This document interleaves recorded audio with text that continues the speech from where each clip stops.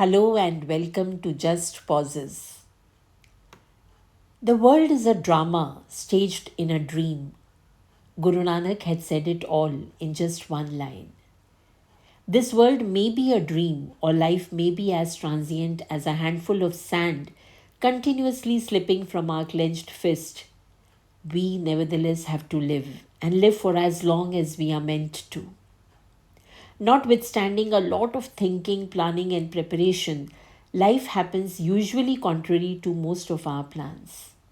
And yet, a little effort towards mentally keeping oneself ready for all the stages that inevitably occur in a natural order may help. Like, for instance, a teenager who is a little prepared for the changes that adolescence brings in its wake will feel less rattled compared with the one who is caught off guard and left confused and clueless. Preparing the mind does come a little handy, be it before an exam or a wedding, before and after childbirth, before and after middle ages and retirement, and so on. So that the tsunami of ensuing emotions and the practical changes that life reels under do not drown us. A fine video recently stirred my heart, and I am inspired to hopefully stir yours. In it, a person spoke of the stages of elimination that one must brace for in life. Not that we do not know of these stages, but we all do need reminders, just in case, isn't it? Elimination from this world may happen in four stages. At 60, the first elimination happens. One retires from work at one's office, the place where we may have spent an entire lifetime, thousands of days, where we took decisions, gave orders, commanded authority, mingled with people, made friends, had lunches, and enjoyed annual days. One fine day, we are just out of the door forever. Within a few days, nobody calls from the office. It does not take them even a fortnight to simply forget us as if we were never there.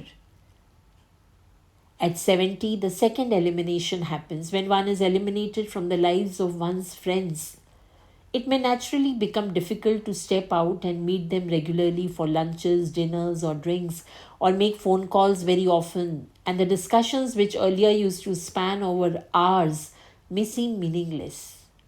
There may not be many left to gossip about, and the bantering and the jokes of yesteryears may seem silly in the 70s. Health concerns may occupy most of the time in any which case.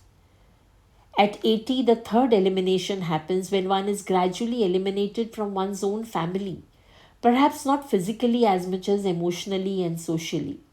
Our children and grandchildren could be so very preoccupied and lost in their own concerns that one may slip to the periphery or even totally be out of their radar. They have their own paths to chalk and their own priorities to sort out. We may not be consulted by them, or they may not share everything with us. The elimination could be from conversations and even celebrations in the family.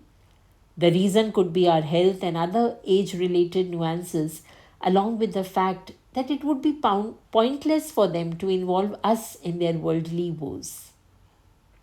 And at 90, the fourth and final elimination happens when one naturally slides out of this world forever. One's entire existence is eliminated, mind, body, and soul. Nature eliminates us from this world and we return to nature. The most beautiful truth about these stages is that almost all of us go through these cycles and largely in the same order. Of course, the eliminations may all happen all at once too, or at one stage the elimination may be partial and in the next one total. Or none of the eliminations may happen if one has taken serious efforts towards that end. But largely, eliminations happen. A little more or a little less, a little early or later. So, what then?